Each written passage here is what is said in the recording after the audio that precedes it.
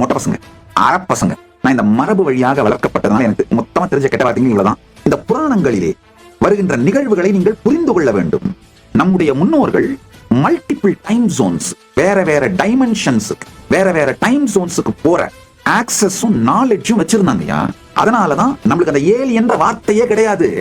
நமக்கு எந்த பிரபஞ்சத்திலிருந்தும் எந்த பிரம்மாண்டத்திலிருந்தும் எந்த டைம் ஜோன்ல இருந்து யார் வந்தாலும் ஏலியன் கிடையாது. மாதாச்ச பார்வதி தேவி, பிதாதேவோ மகேஸ்வரக, பாந்தவா சிவபக்தாஸ்ச, ஸ்வதேசோ புவனத்ரயம். புவனத்ரயமும் நம்முடைய ஸ்வதேசங்கயா, நம்முடைய தேசம். மொட்டை பசங்க, இந்த லோகத்தை தவிர வேற எதுவுமே தெரியாத அறப்பசங்க.